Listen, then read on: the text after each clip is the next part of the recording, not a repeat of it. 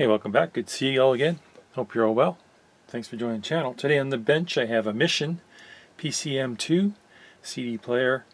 This is a customer unit. It's got a complaint. The complaint is CD player works fine. Sometimes the display goes blank or goes out. We're going to confirm that or deny it. Now, I did do some reading on this CD player before I started opening the camera up, and I did find a web page, and it talks about how wonderful this is, and it's got these magnificent power supplies inside, and it sounded all like marketing wank. And then I kept reading, and it talked about a feature that the designers built that blanks the display after X number of minutes, and that's to reduce noise and make your experience so much better, which is more marketing wank, because if you're going to build a CD player, you're not going to build it with a noisy display. Yeah, I don't buy into any of that marketing stuff. But if they did put an automatic blanking feature in the CD player, it's not really well written into the owner's manual. I went to the owner's manual and read it, and it does mention it, but it doesn't say anything about it other than it's accessible with a button from the remote. So it might be a feature that you can turn on and off with the remote. I don't know. We're going to try it right now. So here we got 25 watts of consumption, which is high for a CD player. Typically they're around 10 watts, but this has so much better stuff inside. So let's see if we can get this to do that.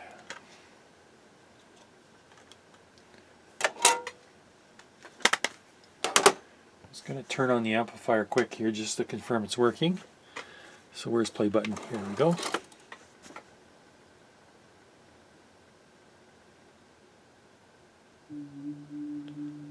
Okay. Working fine.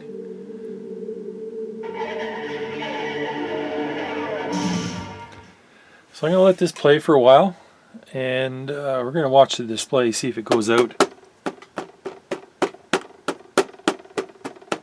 Just going to give it some raps and taps. So far it's good. If this is true that it automatically blanks itself, I think it happens at the 10-minute mark. I'm not sure.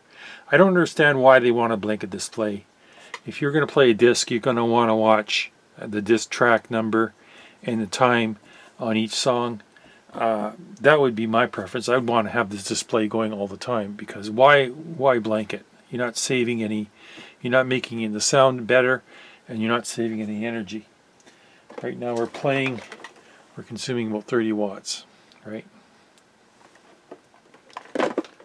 So I'll just keep this going and we'll see what happens.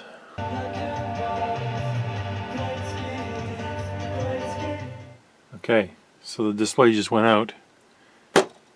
Ah, look at that. Is that a bad connection inside?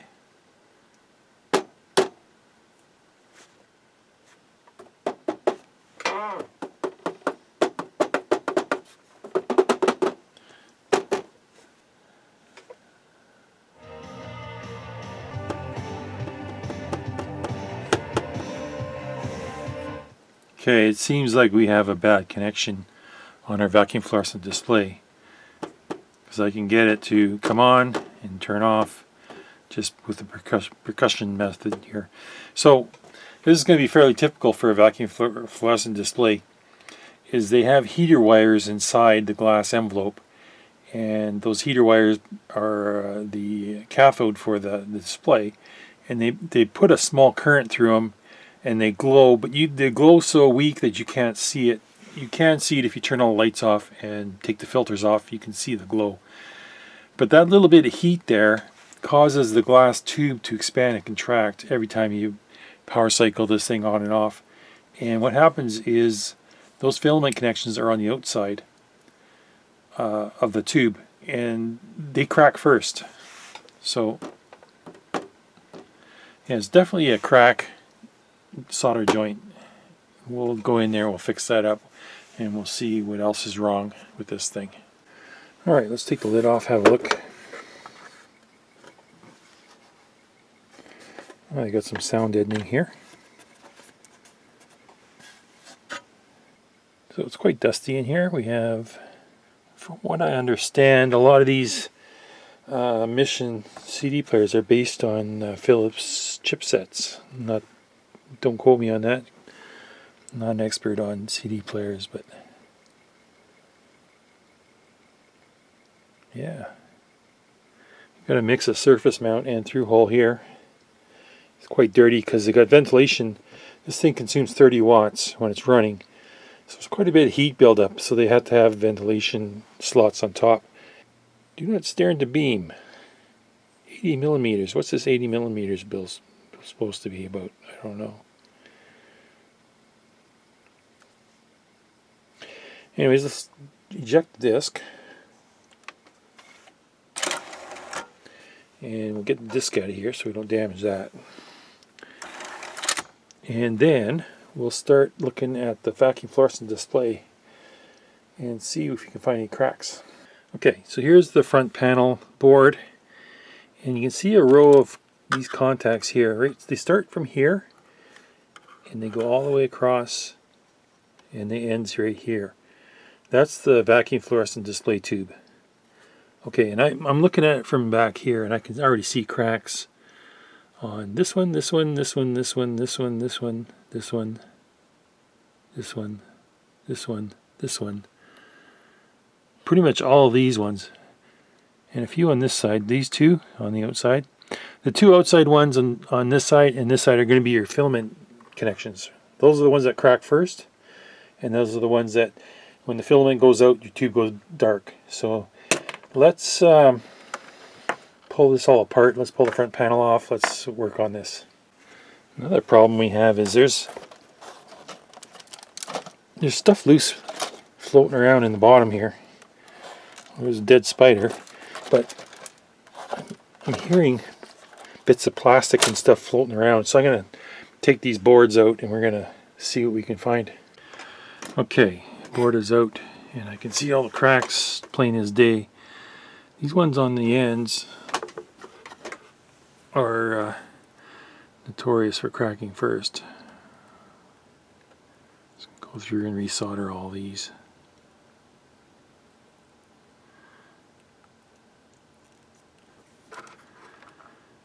And the other one's cracked too. The ones in the these ones. But what happens when these crack is you'll lose a digit, or you'll lose a segment of a digit, or you'll lose a something that's there to design to tell you something, but it doesn't show up. Let's go through and do all these, and this will fix.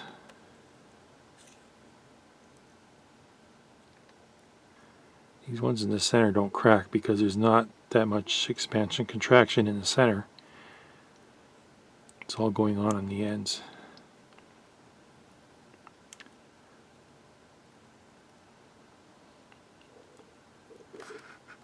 Okay, I think there's one here.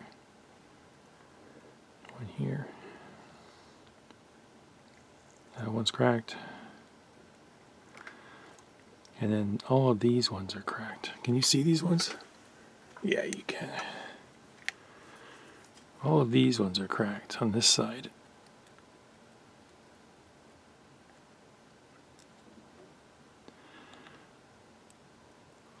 This was a very, very common fault on early VCRs with a vacuum fluorescent display. The display's always on, but when you use the machine it would heat up and cool down, heat up and cool down, and these connections would crack. So we have to go in and resolder all those connections. Okay, got that. I'm going to check some of these other ones. And the soldering on this isn't great.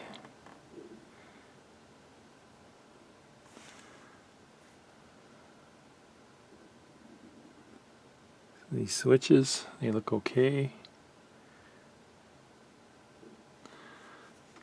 Alright, I need Check all the switches, because sometimes the switch gets used a lot, it can crack too.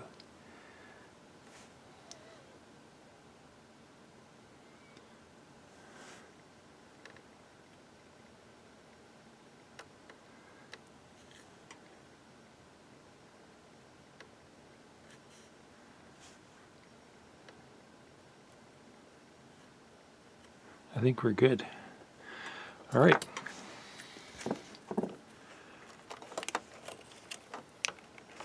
So I'll clean the glass and give it a nice clean. Clean the window on the inside of the front panel, and then we can reassemble this. Another problem area is these three terminal regulators. There's one here, here, I think there's one here, and here. This one doesn't look too good. This one looks okay. I don't see any cracks on that one, but this one here looks like it's got some cracks. So we're going to reflow this one as well.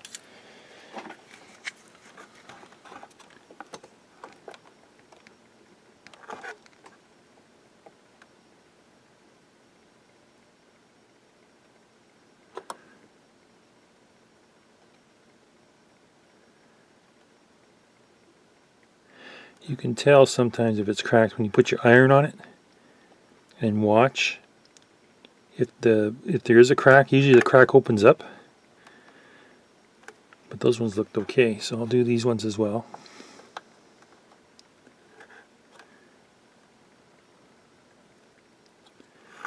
They see stresses from heat cycling as well. I don't know what this is.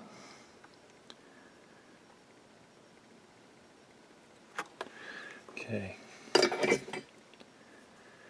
The board obviously needs a good cleaning. I don't know if you can see these joints here. This one here is cracked. It's got a ring around it. This one's got a ring. Probably not from the angle you're looking, but I can see it from here. These what, 5 or 10 joints here look like they're all cracked. And these ones look cracked. I'm going to go spend some time and resolder a lot of this board. That one looks cracked too. This one's definitely cracked here. This looks like a transistor here. Yeah, I'm going to spend some time resoldering. Pulled out the main power board here. Was checking some of these caps. Looks like we are in trouble. So what do we have here? 2.2 microfarad. Let's see if I can get this in frame. 2.2 microfarad. And it reads 1.4. This is another, I think this is a 47 microfarad. Reads 66. This one's another 2.2. We're down to 890 nanofarads. So some of these are Phillips caps, these blue ones. And then the rest of these are Nichicons. And here's, for example, here's a 330. 330 at 35. Let's see what we got on this one.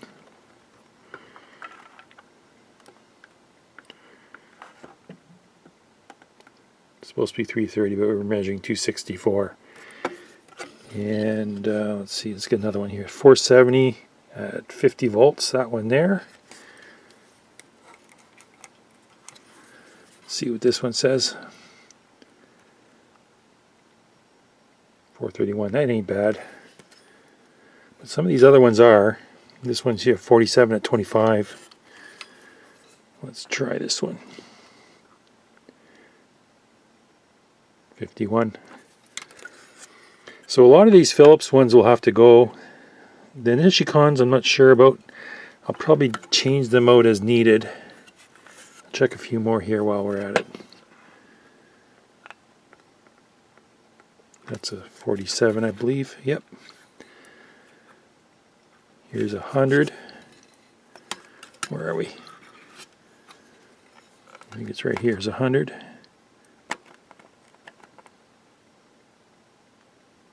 Okay, so we're not too bad on the Nichicons, but these Phillips caps here are terrible. Now that I dig into this, I'm finding lots of stuff wrong. Well, I'm not. Yeah, it is a lot of things wrong.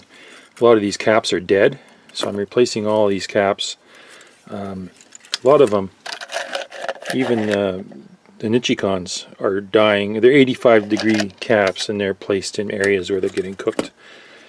So they're getting cleaned up. And I also found a bunch of cracks on some of these voltage regulators. These big heatsink device here, like this one, had cracks on it. So I'm going through resoldering all the connectors too.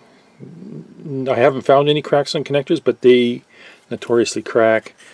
And yeah, I'm going through replacing caps, and this is going to need it. And then all the Phillips caps are dead. They're going to get changed out too. So a lot of work's going to go into this. I didn't expect it to be such a big job for just a simple resoldering of a vacuum fluorescent display. But this is what you got to do. You got to go in and mitigate all these failures before they happen. Surprising it works as well as it did with all those dead caps. Yeah, so just because a piece of equipment is working fine and you don't have any issues with it doesn't mean there's not problems inside. When you go inside and start looking around, you start seeing cracked joints and dead caps. Yeah, it's a real eye-opener. Okay, I'm back together.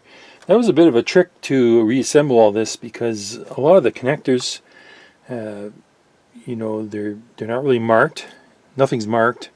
So you have, another thing is I don't have a manual for this. I don't have a service manual. So I'm working totally blind here. But for the most part, the plug-in connectors are marked by color, body color. It's like this one's red. I don't know if you can see that, red, and then there's a gray one, and then there's a black one. So that's pretty straightforward. You connect it back up. But there were some 4-pin, 5-pin gray ones that were confusing, and you kind of have to, if you didn't draw a picture, I think you could be hooped. Best thing to do is disconnect as little as possible. And then when you pull the board out, let all the wires hang. Yeah, caps. I'll talk about caps at the end. There was a lot of them that got, well, I replaced all of them, to tell you the truth. Did all the caps, and we'll talk about that at the end. Right now, everything's back together. I just want to clean this laser, and it looks pretty good. It's got a little haze on it, so I'm just going to go and give it a little swipe with a dry cotton swab. And it's all nicely suspended here. I think I'll clean this tray. This tray's quite dirty too. I don't know if you can see that. Let me see if I can open this tray. Oh. Yeah, it doesn't like that. Don't do that with this up. Okay. Alright, yeah, I'll clean this tray, and there's no point in taking anything else apart. Everything else is working fine. Loading, unloading. Just looking for no disc.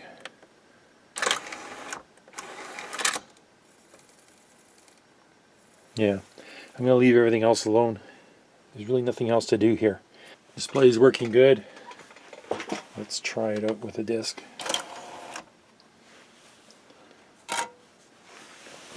Hit play.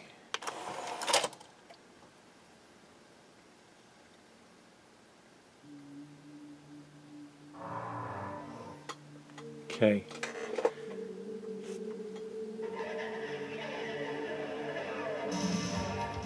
All right, turn that off. So one thing I can't figure out is this here. This is the next track, previous track buttons. If I press that, it does nothing. That's odd. But then I looked in the service manual, press that, and then press play, and it jumps to the next track. Kind of an odd thing. I would like a one-button solution, not a two-button solution. If I want to go ahead and tracks, I guess you can go as many tracks as you want, and then hit play, and it jumps to that track, which is okay, instead of going through each track individually. That's odd though, I've never seen that before. But everything's working good. The display is nice and bright. I'll give it a workout and make sure everything's working fine. One thing I did have troubles with was the tray door. Let's try it. Okay, you can't see that tray door. So this is the tray door. It's got 2 latches. Now what you do is you put it on, it's kind of like a hint here on top. You can see it's got a slot and then it goes sideways, slot, sideways. So you got to put this on and then slide it to the right to click it in place. Why isn't it clicking? There. And to release it, you have to lift a tab down and then slide it to the left. Typically you slide the tray door up to disconnect it, but this one you slide to the left. So don't make the mistake of breaking the tabs on the bottom trying to fight with it, get it off. So yeah. Okay, here's a look at the caps that went into this. 54 caps total in the machine. I replaced all of them except for a couple that I did not have stock on, and they tested fine already, so I just left them alone. Anyways, I separated them into 2 piles. In this middle pile here, these are all Phillips branded, these are all dead. So 2 piles. One pile you could still run with these, they're still acceptable, they still hold their value. The other pile, they're gone, they've all failed. And yeah, so this goes here. These have all failed. These ones are still alright. Now that's 76% of the caps out of the machine have failed. A lot of heat generated inside this machine. These 25 watts, or actually 23 to be exact, when the machine's playing a disc. That's a fair amount of heat. Even though they do have on the back, they do have a heat sink. This is for the power supply, and it's going to radiate a lot of heat out. There's still a lot of heat inside. That's why they punched this, but it still cooked a lot of capacitors. Over time, it just degrades. These are only 85 degrees C, and all these Phillips ones, they were garbage to begin with. I don't even know why they put these in. These are really bad. Like, for example, let me pull one out here. Here's a 47 at 25 volts. I'm going to measure this one. Just quick like. And I was really shocked at how bad these caps were. This one measures 1.5 microfarad, and it's got a 315 ohm ESR. Just from the heat of my hand, this thing goes wild on my machine. It changes. So it was going up almost 1.6 microfarad, and the ESR is dropping. So they're very temperature sensitive, and they're very, very dried up. Same with a lot of these. This one here, for example, this is a 10,000. It measures out at 7,000 now. So it's really dropped in value. So I replaced it. Replaced all the power supply caps. Why not? You know, they were all cooked and done.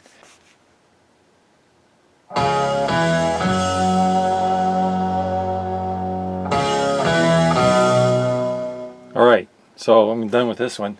Yeah, it was an interesting work on this project. Came in working fine, this CD player, except it had the display would blank out once in a while. And that wasn't the only fault I found. I found a lot of bad capacitors inside.